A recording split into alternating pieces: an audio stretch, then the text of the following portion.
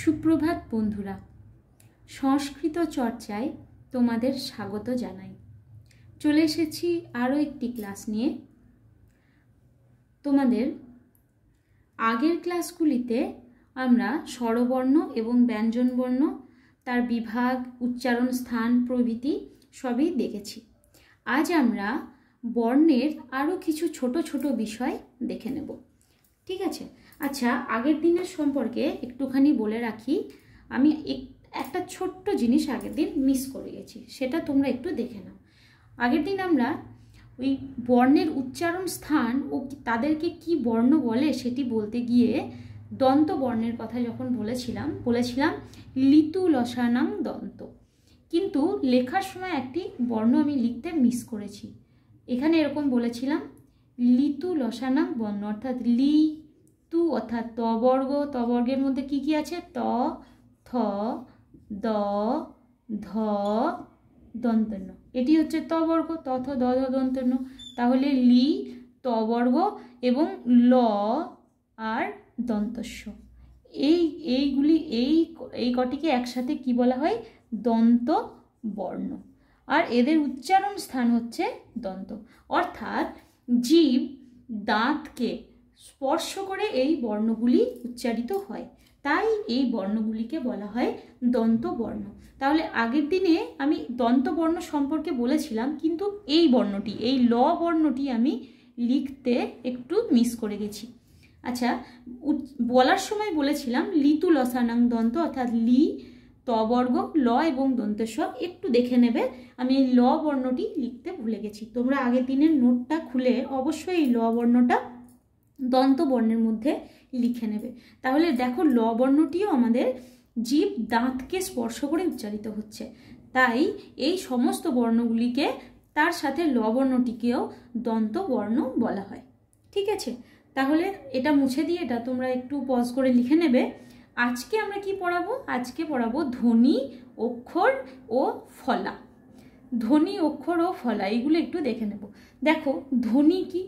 ধ্বনি কথার অর্থ হচ্ছে আওয়াজ, শব্দ। কোনো শব্দ যখন আমরা আওয়াজ করি, যে আওয়াজটা হয় সেই আওয়াজ হচ্ছে ধ্বনি। আওয়াজ বলতে দেখো অনেক রকমের আওয়াজই তো হয়। যানবাহনের আওয়াজ, কলকারখানার আওয়াজ, বিভিন্ন পশু পাখি তাদের গলার আওয়াজ, অনেক রকমের আওয়াজ হয়। তাহলে কি সব আওয়াজকে আমরা ধ্বনি বলতে পারি? না, তা বলতে পারি না। কেন না? ব্যাকরণের ভাষায়, এখানে ব্যাকরণের ভাষায় ধ্বনি বলতে যে কোনো বিষয়কে আমরা বলতে পারি না। তাহলে কোন বিষয়, কোন আওয়াজটিকে আমরা ধ্বনি বলবো?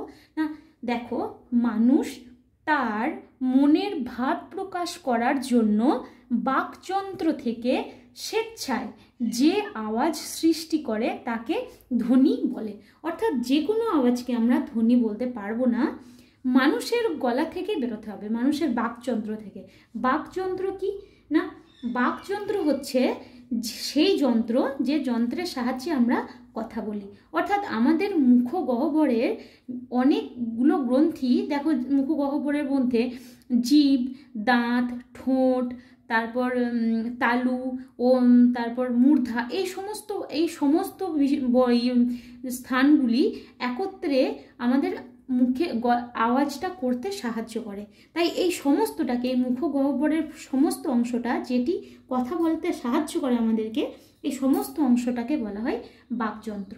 তাহলে এই বাকযন্ত্র থেকে মানুষের মুখ থেকে বেরোতে হবে, মানুষের বাকযন্ত্র থেকে বেরোতে হবে, এবং সেটি অবশ্যই তার মনের ভাব প্রকাশ করতে হবে। এখন কোনো অসুস্থ ব্যক্তি কিংবা কেউ যদি ধরো কারোর গলা টিপে ধরে, দিয়ে তারপর একটা গোঙানির আওয়াজ বেরোয়, সেটা কিন্তু ধ্বনি নয়। তাহলে মনের ভাব প্রকাশ করতে হবে, তাহলে সেটিকে, এবং মানুষের বাকযন্ত্র থেকে বেরোতে হবে। তাহলে দেখো, মানুষ তার মনের ভাব প্রকাশ করার জন্য বাকযন্ত্র থেকে স্বেচ্ছায় যে আওয়াজ সৃষ্টি করে তাকে বলে ধ্বনি। আচ্ছা, ধ্বনি আর একটা কি ধ্বনি বলতে পারি না? ধ্বনি হচ্ছে বর্ণের উচ্চারিত রূপ। হ্যাঁ, ধ্বনি কি না? ধ্বনি হলো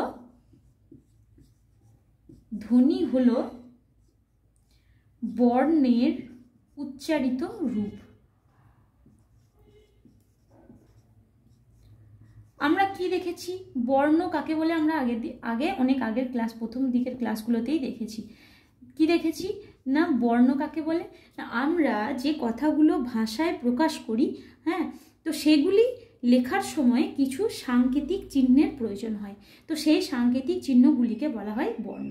আর সেই বর্ণগুলো লেখার জন্য, লেখার অক্ষরগুলি হচ্ছে বর্ণ, কিন্তু সেই বর্ণগুলো যখন আমরা উচ্চারণ করছি তখন সেটি হয়ে যাচ্ছে ধ্বনি। তাহলে ধ্বনি আর বর্ণের মধ্যে কি পার্থক্য পেলাম না, ধ্বনি হচ্ছে বর্ণের উচ্চারিত রূপ, অপরদিকে বর্ণ আবার কি না, বর্ণ হচ্ছে ধ্বনির সাংকেতিক লিখিত রূপ। তাহলে ধ্বনি বর্ণের উচ্চারিত রূপ, আর বর্ণ হলো, বর্ণ কি না, বর্ণ হলো ধ্বনির লিখিত রূপ, তাই তো, বর্ণ হলো তাহলে ধ্বনির লিখিত রূপ।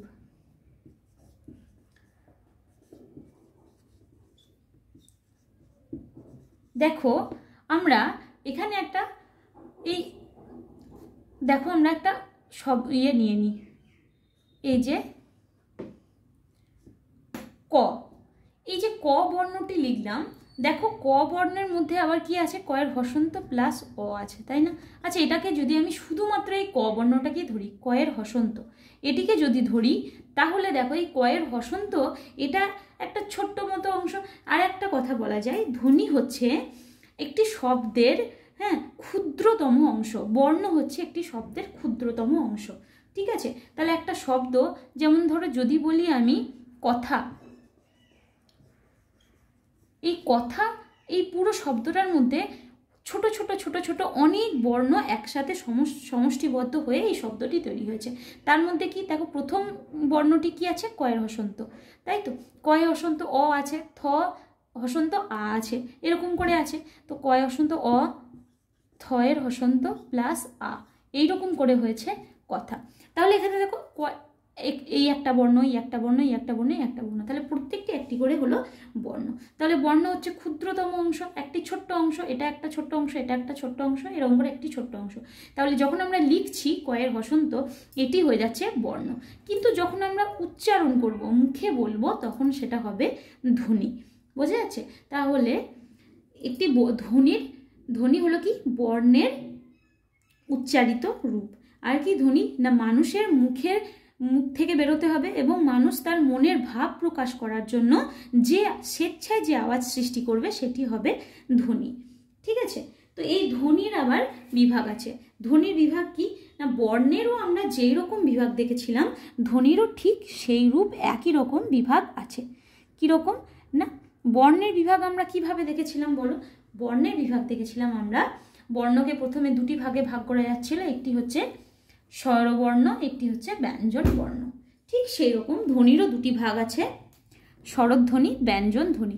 মানে পার্থক্য কিছু নেই, পার্থক্য হচ্ছে যখনই আমরা লিখছি লেখার আকারে সেটি হয়ে যাচ্ছে বর্ণ, যখন উচ্চারণ করছি তখন সেটি হয়ে যাচ্ছে ধ্বনি। তাহলে ধ্বনিরও আমরা বর্ণের মধ্যেই দুটি ভাগ দেখতে পাবো। কি না, ছোট্ট করে লিখে রাখি, দেখো দুটি ভাগ দেখতে পাবো। কি, একটা হচ্ছে কি স্বরধ্বনি,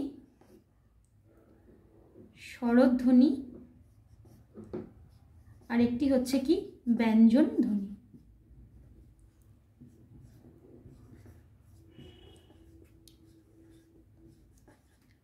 ব্যঞ্জন ধ্বনি। তারপরে দেখো এই স্বরধ্বনি কাকে বলবো, ব্যঞ্জন, স্বরবর্ণ ব্যঞ্জন বর্ণর আমরা যে রকম সংজ্ঞা দেখেছিলাম, স্বরধ্বনি ব্যঞ্জন ধ্বনিরও একই রকম সংজ্ঞা, বর্ণ শুধু লেখার ক্ষেত্রে, ধ্বনি শুধু উচ্চারণের ক্ষেত্রে। তাহলে স্বরধ্বনি কাকে বলবো না, স্বরবর্ণের মতোই যে ধ্বনি উচ্চারণ অন্য বর্ণের সাহায্য ছাড়াই উচ্চারিত হতে পারে তাকে বলা হয় স্বরধ্বনি। আর একটাও বলতে পারি না, যে ধ্বনি উচ্চারণ করতে, হ্যাঁ, কোথাও বাধাপ্রাপ্ত হতে হয় না, অর্থাৎ আমাদের মুখগহ্বরের মধ্যে শ্বাস কোথাও বাধাপ্রাপ্ত হয় না, যে ধ্বনি উচ্চারণ করার সময় তাকে বলা হয় স্বরধ্বনি, ঠিক আছে? আর ব্যঞ্জন ধ্বনি কি, তার অপোজিট। তাহলে যে ধ্বনি উচ্চারণ করার সময় আমাদের মুখগহ্বরে শ্বাস কোথাও না কোথাও বাধাপ্রাপ্ত হয়ে উচ্চারিত হয় এবং অন্য বর্ণের, অন্য ধ্বনির সাহায্য নিয়ে উচ্চারিত হয়, তাকে বলা হয় ব্যঞ্জন ধ্বনি। আমরা বিভাগ করেও দেখিয়েছিলাম, যেমন ধরো এই যে ক বললাম, প্লাস অ বললাম, এখানে আমরা উচ্চারণ করি কি ক।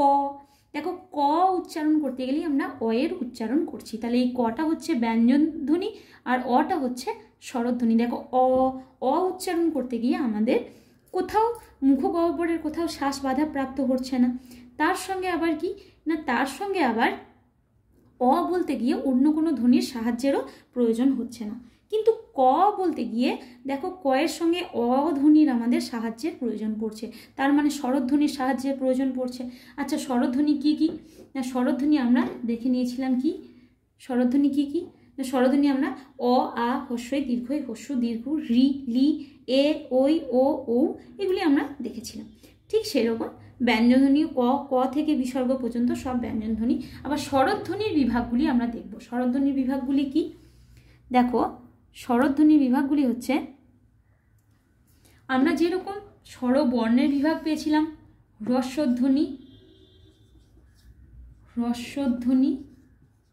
ঠিক সেই রকমই স্বরধ্বনির বিভাগ। স্বরবর্ণের যেমন বিভাগ, অর্থাৎ লেখার ক্ষেত্রে স্বরবর্ণ লিখিত রূপ হচ্ছে স্বরবর্ণ আর উচ্চারিত রূপ হচ্ছে স্বরধ্বনি, তাহলে একই তো হবে।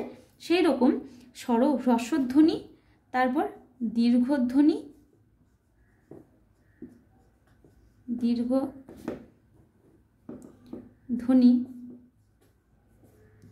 আরেকটি হচ্ছে প্লুতধ্বনি।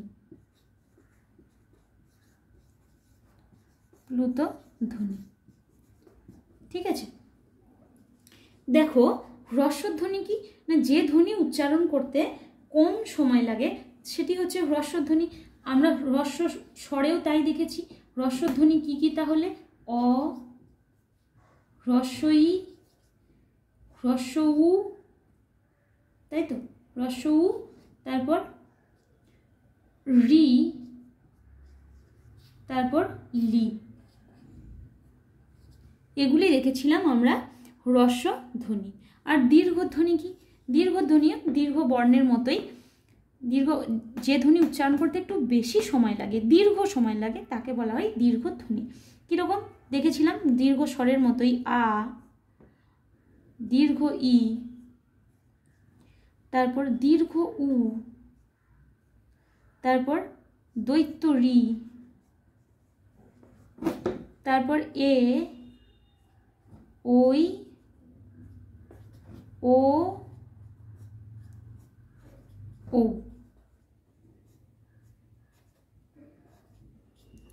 এগুলি হচ্ছে দীর্ঘধ্বনি। আর প্লুতধ্বনি কি না, প্লুতধ্বনি হচ্ছে আরও একটু বেশি, হ্রস্বধ্বনি এবং দীর্ঘধ্বনির থেকেও একটু বেশি যখন সময় লাগবে সেটি হবে প্লুতধ্বনি।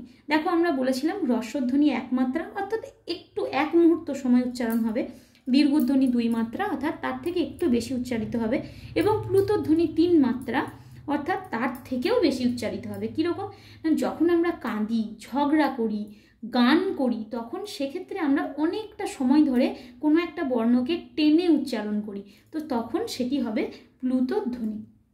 যেমন ধরো অ, হ্রস্বধ্বনির উচ্চারণগুলি দেখো অ, ই, উ, রি, লি। দীর্ঘধ্বনির উচ্চারণগুলি তার থেকে একটু বেশি সময় ধরে, কীরকম আ, ই, উ, রি, এ, ওই, ও, ও। দেখো হ্রস্বধ্বনির থেকে কিন্তু একটু বেশি সময় লাগলো। আবার এগুলি যখন প্লুতধ্বনিতে উচ্চারণ করব কীরকম হবে, অ, ই, উ। আবার দেখো দীর্ঘধ্বনিরগুলো যদি প্লুতধ্বনিতে উচ্চারণ করি, আ, ই, উ, তাহলে অনেক সময় ধরে উচ্চারিত করছি, তাই এগুলি হয়ে যাচ্ছে প্লুতধ্বনি। আর ব্যঞ্জনধ্বনির বিভাগগুলো আমরা দেখেছি, ব্যঞ্জন বর্ণের বিভাগ, তাই আলাদা করে আর ব্যঞ্জনধ্বনির বিভাগ নিয়ে আমরা প্রসঙ্গটিকে বাড়াচ্ছি না। একই রকম তো ব্যঞ্জনধ্বনি আর স্বরধ্বনি একই রকম, যখন ব্যঞ্জন বর্ণ আর ধ্বনি সমস্ত বিভাগ একই রকম বলতে গেলে, যখন বর্ণ লিখিত রূপ লিখছি, যখন বর্ণ উচ্চারণ করছি তখন ধ্বনি, ব্যাস এইটুকু মনে রাখতে হবে। এরপর দেখো আমরা অক্ষর দেখব। অক্ষর আমি এবার বোর্ডটিকে মুছে ফেলছি, তোমরা ভিডিওটিকে একটু পজ করে করে লিখে নাও, হ্যাঁ, তারপর আমরা দেখে নেব অক্ষর। দেখো অক্ষর, অক্ষর কি না কোনো শব্দের যতটুকু অংশ এক টানে বা একসাথে উচ্চারিত হয় তাকে অক্ষর বলে। তাহলে অক্ষর কি না আমরা যে বর্ণগুলো দেখেছি সেই বর্ণগুলি কিন্তু অক্ষর নয়। তাহলে বর্ণ আবার এক বা একাধিক বর্ণ মিলে কিন্তু অক্ষর তৈরি হয়। কি না এক বা একাধিক বর্ণ মিলে অক্ষর তৈরি হয়।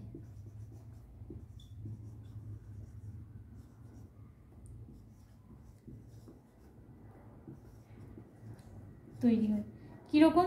তাহলে বর্ণগুলি কিন্তু অক্ষর নয়।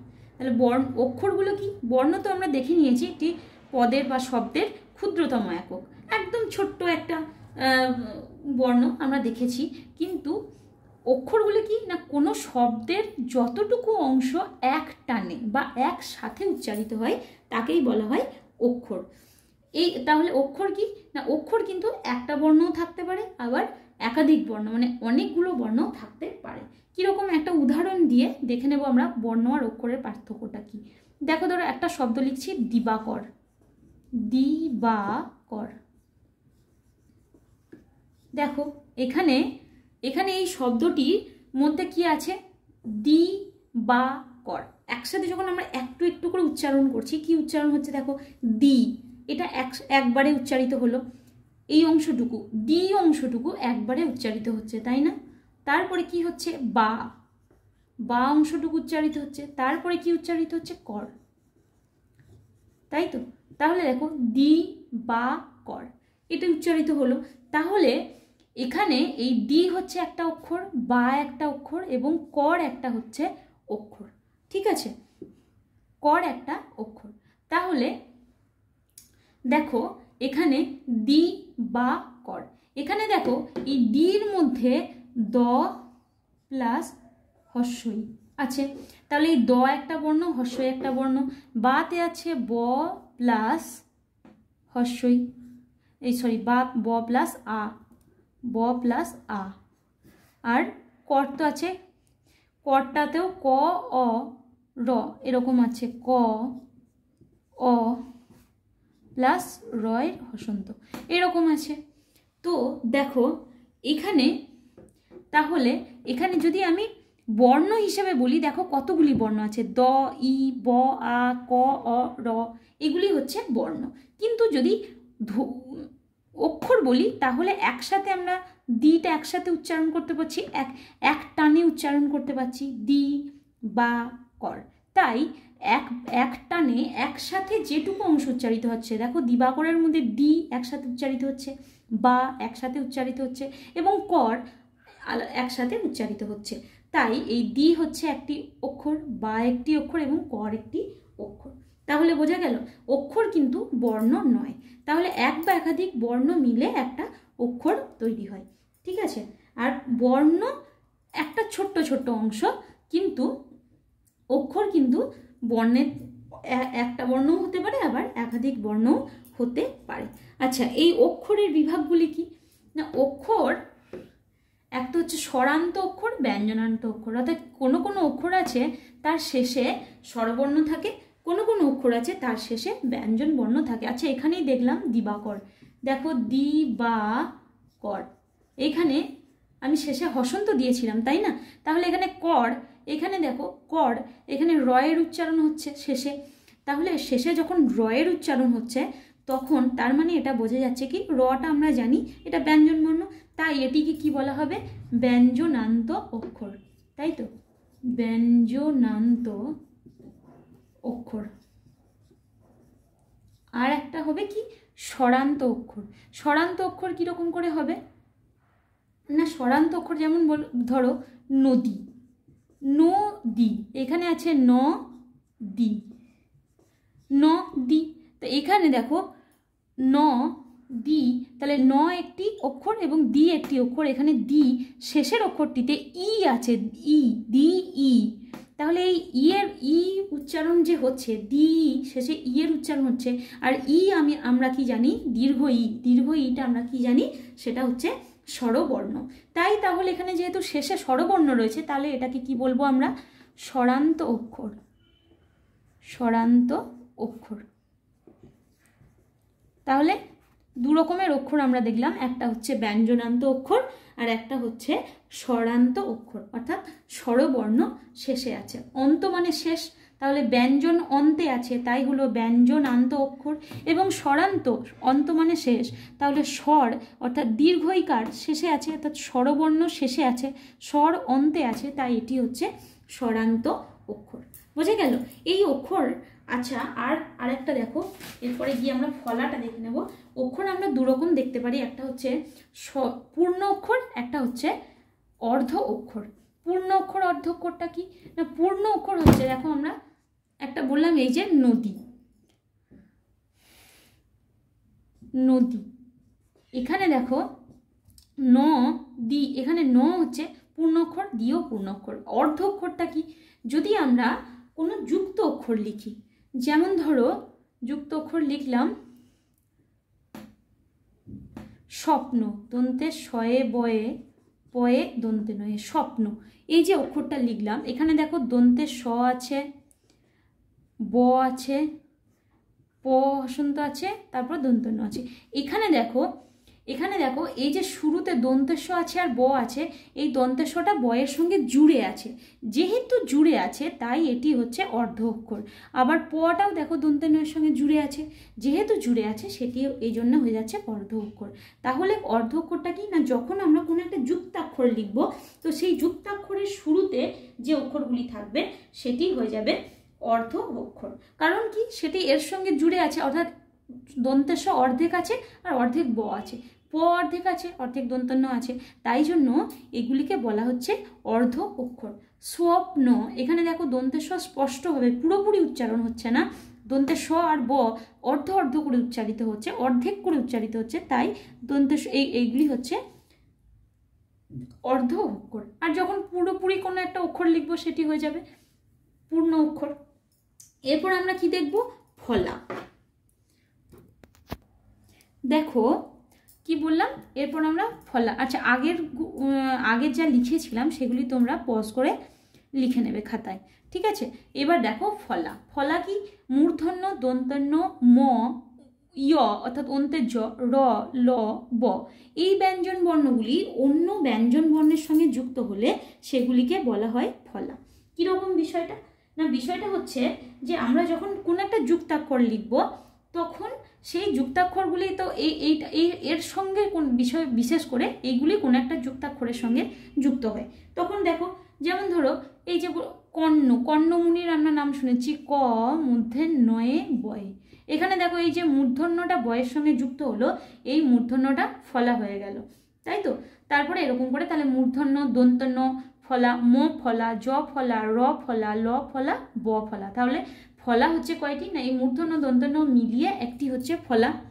তাহলে দেখো মূর্ধন্য দন্তন্য মিলিয়ে ন ফলা, ন ফলা, মটা হচ্ছে ম ফলা, অন্তর্জটা হচ্ছে জ ফলা, তাই তো? রটা হচ্ছে র ফলা, লটা হচ্ছে ল ফলা, আর ব হচ্ছে ব ফলা, ব ফলা। পরের দিনে আমরা যখন যুক্তাক্ষর করব, যুক্তাক্ষর শিখব, তখন ওই সংযুক্ত বর্ণের ক্ষেত্রে এই ফলাগুলির ব্যবহার আমরা খুব ভালোভাবে দেখব। আজ আমি একটু করে জাস্ট বলে দিই কীরকম। না দেখো, ন ফলা, ন ফলাতে দেখালাম। আচ্ছা, ন ফলাতে যেমন ধরো যদি করি, তাহলে কয়ের নয়ের এরকম হবে। তারপরে ক দিয়ে সব দেখিয়ে দিই, হ্যাঁ। তারপর দেখো ক মূর্ধন্য যদি করতাম, ক মূর্ধন্য এইভাবে হতো, কটাকে অর্ধ করে, ঠিক আছে? তারপরে দেখো, তারপরে ম ফলা যদি করি, তাহলে ম কীরকম হবে?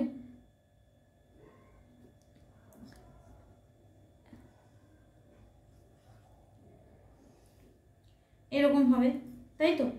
আচ্ছা, ম ফলা, ময়ে ক এরকম হতে পারে, আবার কয়ে ময়ে যদি এরকম করি তাহলে ক অর্ধ করে ম, ঠিক আছে? তারপরে দেখো য়, অন্তের জয়ে বয়ে, এরকম করতে পারি অন্তের জয়ে কয়ে, অর্থাৎ কয়ে জ ফেলা যদি করি, কয়ে জ ফেলা যদি করি তাহলে দেখো ক য়। এরকম আমি প্রত্যেকটা যুক্তাক্ষর পরের দিন আলাদা করে করে দেখাবো। হ্যাঁ, তো এইগুলি হচ্ছে ফলা। তারপরে দেখো এরকম ল ফলা, গয়ে লয়ে যদি গ্লানি করি গয়ে লয়ে, এরকম ল ফলা। ব ফলা, ব ফলা যদি আমরা দেখি তাহলে ব ফলা দেখব, দেখো দেখো তালবস্যয়ে বয়ে, তালবস্যয়ে বয়ে, তালবস্যের একটা দাগ দিলাম না, তার মানে তালবস্যটাকে হাফ করলাম, অর্ধ করলাম, তারপরে ব করলাম। তার মানে এখানে আমরা এখানে একটা কিন্তু দেখো অর্ধ অক্ষরটাও দেখতে পাচ্ছি। দেখো তালবস্য অর্ধ করলাম, অর্ধেকটা লিখলাম আর ব লিখলাম, তাহলে তালবস্যটা হয়ে গেল অর্ধ অক্ষর। তাহলে এরকম করে দেখো শুরুতে একটা করে করে আমরা অর্ধ অক্ষর রেখেছি না, তাহলে যখন যুক্তাক্ষর লিখছি তখন সেটি অর্ধ অক্ষর হয়ে যাচ্ছে। তাহলে দেখো ন অর্থাৎ মূর্ধন্য দন্তন, এটি হচ্ছে ন ফলা, ম ফলা, জ ফলা, র ফলা, ল ফলা, ব ফলা, এগুলির শুধু ফলা অক্ষর হয়। ফলাটা কি না, কোনো একটি ব্যঞ্জন বর্ণ অন্য ব্যঞ্জন বর্ণের সঙ্গে যুক্ত হয়ে যায়, তাহলে এই ব্যঞ্জন বর্ণগুলি অন্যান্য ব্যঞ্জন বর্ণের সঙ্গে যুক্ত হয়ে একটি করে শব্দ গঠন করতে সাহায্য করে। কিভাবে যুক্ত হয় আর এই যুক্তাক্ষরগুলি কিভাবে লিখতে হয়, তাহলে আমরা তো বর্ণ লেখা শিখেছি, এবার যুক্তাক্ষরগুলি লেখা পরের ক্লাসে শিখব। ঠিক আছে, আজ এইটুকুই থাক। তোমাদের যদি কিছু প্রশ্ন থাকে সেগুলি অবশ্যই কমেন্ট বক্সে লিখে জানাবে, আমি তোমাদের প্রত্যেকটি প্রশ্নের উত্তর দেওয়ার চেষ্টা করব। হ্যাঁ, আর এই ক্লাসটি ভালো লেগে থাকলে লাইক, শেয়ার এবং সাবস্ক্রাইব করো। ঠিক আছে, পুরো ক্লাসটি স্কিপ না করে তোমরা দেখার চেষ্টা করবে। আর তোমরা যারা শুরুতে সংস্কৃত শিখছো, অর্থাৎ ক্লাস 7, 8 অথবা 11, 12, যারা সংস্কৃত শুরুতেই শিখছো, যারা কিছুই সংস্কৃত জানো না, শুরুতে সংস্কৃত সবে শিখতে শুরু করেছো, তাদের পক্ষে এই ক্লাসগুলি খুবই উপকারী হবে। তো তোমরা ধরে ধরে প্রত্যেকটি ক্লাস দেখো, তোমরা খুব ভালোভাবে সংস্কৃত শিখে যাবে। ঠিক আছে, ধন্যবাদ।